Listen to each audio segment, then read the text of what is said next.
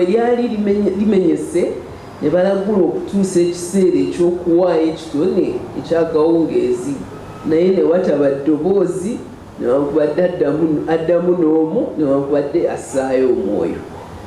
Awo Eriya n'agamba abantu bonna nti musemberere. Abantu bonna ne bamusemberera, n'addaabiriza ekyoto kya Mukama ekyali kisuuliddwa. Awo Eriya n'addira amayinja 12 ag'omuwendo bwe guli ogw'ebika eby'abaana ba Yakobo eyajjirwa ekigambo kya Mukama nga kyogera nti Isirayiri yalinaabanga erinnya lyo. N'azimba amayinja okuba ekyoto mu nnya lya Mukama, n'asima olusalosalo okwetooloola ekyoto, obunene bwalwo lujjamu ebigero 2 eby'ensigo. N'atindikira enku, n'atemaatema ente, n'agiteeka ku nku, n'ayogera nti mujjuze amapipa 4 amazzi mugafuke ku kiweebwayo kyokebwa ne ku nku. Awo n'ayogera nti mukole bwe mutyo omulundi ogwokubiri, ne bakolayo batyo omulundi ogwokubiri. N'ayogera nti mukole bwe mutyo omulundi ogwokusatu, ne bakolawo batyo omulundi ogwokusatu. Amazzi ne gakulukuta okwetoloola ekyoto, n'ajjuza olusalosalo amazzi.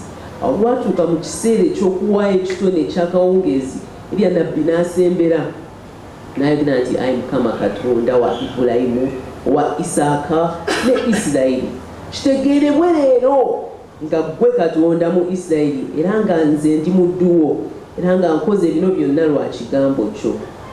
Mpulira ayi Mukama, mpulira abantu bano bamanye nga ggwe Mukama, ggwe Katonda, era ng'okyusizza emitima gyabwe okuddayo. Awo omuliro gwa Mukama ne gugwa ne gwokya ekiweebwayo ekyokebwa n'enku n'amayinja n'enfuufu, ne gukombera ddala amazzi agali mu lusalosalo. Abantu bonna bwe baakiraba ne bavunama amaaso gaabwe ne boogera nti Mukama ye Katonda, Mukama ye Katonda. Kino kye kigambo kya Mukama Katonda. Nti ddaabiriza ekyoto kyo, repair your altar. Ekitundu ekisomeddwa bassekabaka ekyolubereberye 1 Kings essula 18. Nyabo webale kusoma Luganda. Oyinza n'okutwerabiza twali tulina okukoma. Bannaye ensoma eyo oli akwerabiza n'ekintu ekikyadde kirina okukoma, ogenda ogiramu oti nga muli mu ssuula eddako. Katonda yeebazibwe. Tweyanziza tweyanzeege nyabo webale. Katonda yeebazibwe. Oluganda olusomye ojja kuswaza abaana ba siniya abatayagala kusoma Luganda n'aba yunivasite. Batugamba nga Oluganda luzibu ate bw'oleeta Oluzungu ng'olulya lulimu ebitege. Naye twebaza Katonda ate olw'okutusomera obulungi. Ekitundu ekyo kyogera ku musajja wa Katonda Eriya ng'abbisanya, kankozesa ekigambo ekyo, ng'abbisanya n'abalogo 450 nga bali ku kyoto kya ggwanga ddamba, nga bakayanira ekyoto kya ggwanga ddamba, balina okusomoza, balina okulaga ani alina Katonda. Lwaki? Kubanga ekyoto kyamenyekamenyeka dda. Ekyayolwayo Katonda atuyita okutunulira emitima gyaffe. Eriya ono yazimbisa amayinja 12 Bayibuli betugamba. Lwaki? Kubanga yali akiikira ebika byonna 12. Olwaleero amayinja 12 tetugeetaaga, twetaaga ejjinja limu, baliyita ejjinja ery'oku nsonda. Oyo ye Yesu. Bw'obeera n'ejjinja eryo byonna gyebiri. Oluyimba lugamba nti Yesu byonna abimanyi. Teweetaagayo kirala, teweetaagayo Katonda mulala. Yesu oyo bw'abeera ejjinja ly'okozesezza okuzimba ekyoto ky'obulamu bwo, munnange kimala. Mukama yeebazibwe. Era Pawulo ng'awandiika yali awandiikira abantu bano ng'abakubiriza bakkirize Yesu azimbibwe mu bulamu bwabwe. Naye akozesa ebigambo bino mbyagala nnyo, mbaga nti essula ya 4 olunyiriri lwa 19 lugamba, Bagalatiya 4:19, Pawulo ng'awandiikira ekkanisa eno ayogera ebigambo bino nti abaana bange abato munyongedde okubeera mu bulumi obungi okutuusa Kristo lwalibumbibwa mu mmwe.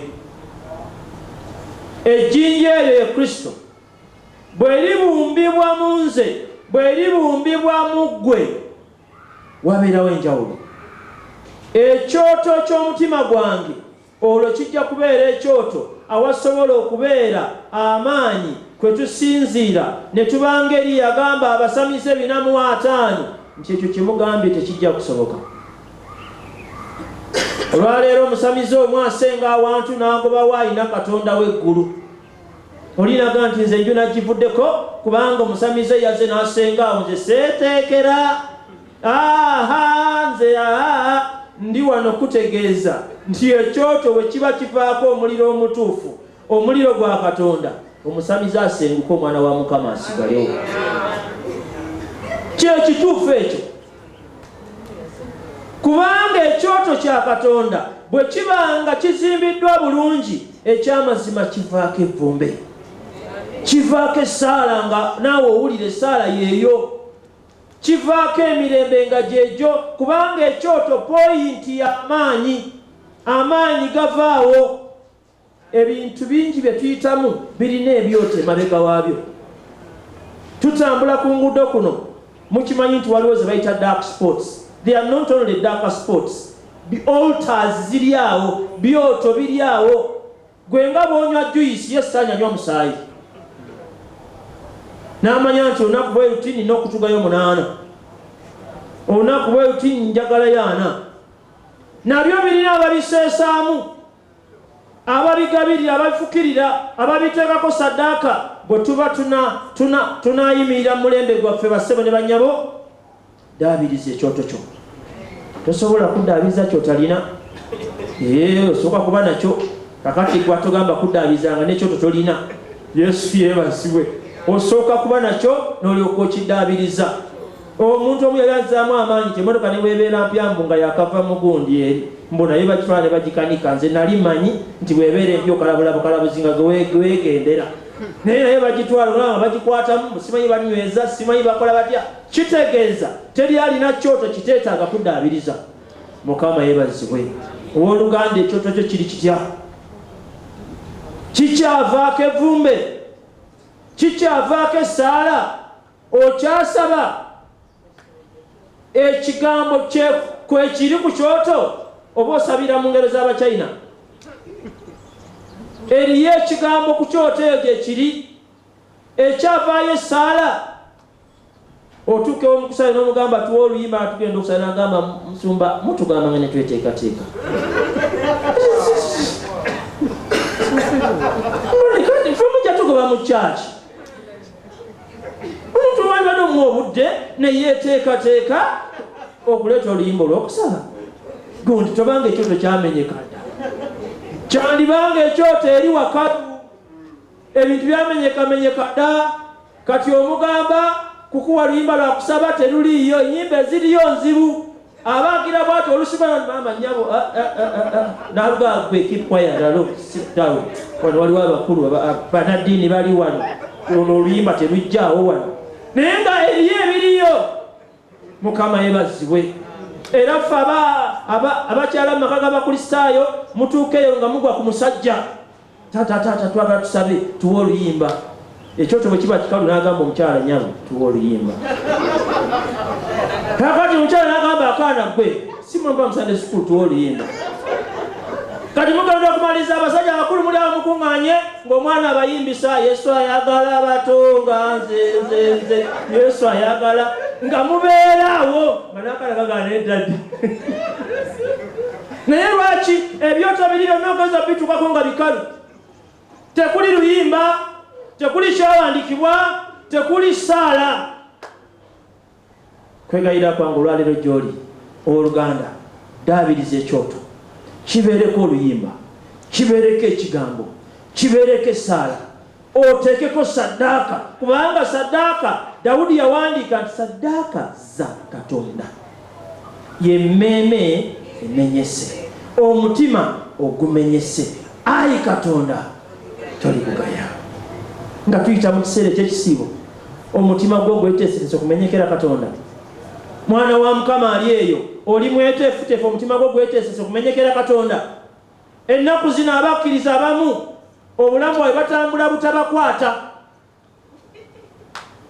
obulamu abeerawo nga anoonya butakola ki kasitota mukwata era bw'omuzza musona ng'akubuuza nti onkutteko onkutte ayagala kumala mukwata olyoka omugane nti munnaye naye musajja gwe beera mwesigwa eri mukyalawo tetulina kumala kukwata beera mwesigwa haleluya tolinda kukuteekako mpingu beera muki mwesigwa bamaama lunaku lwa Mariyamu tolinda ate bamale kufunyisa gundi nedda beera bubeezi muki mwesigwa kubanga waliwo empeera ennene. Katonda atubeera abooluganda ebyoto byaffe ebyo ebiri ku mutima gwaffe ekyo ekiri ku mutima gwange ekiri ku mutima gwo kibeere nga kiddaabiriziddwa bulungi ne Katonda anaaweebwa ekitiibwa mu linnya lya Kitaffe n'Omwana n'Omwoyo Omutukuvu. Tukwebaza Katonda waffe olw'ekiseera ky'otuwadde ate olwaleero tujjukiza kubanga ebyoto biri mitima gyaffe. Waliwo munnaffe oyo ali ku lutambi atulabira ku mukutu ogw'enjawulo naffe nga tuli wano ng'otujjukiza olwaleero ebyoto ebiddaabiriziddwa bituwa amaanyi ag'omwoyo, ebyoto ebiramu bituwa emmere ennungi mu ffumbiro eyo, n'ebyoto eby'omwoyo ebiramu bituwa amaanyi okutambula mu nsi eno esomooza bweti. Baako gw'okubiriza enkya y'olwaleero, baako gw'ojjukiza enkya y'olwaleero, baako gw'ozzaamu amaanyi okuddaabiriza ekyoto kye okwenenyanga kwa mazima, ekigambo nga kya mazima, saddaaka nga za Katonda, obulamu nga bwa mwoyo, obulamu nga butambula. Tulyoke tweyongere okutambula n'okugulumiza n'okuwa ekitiibwa mu linnya erya Yesu Kristo Mukama waffe. Amiina.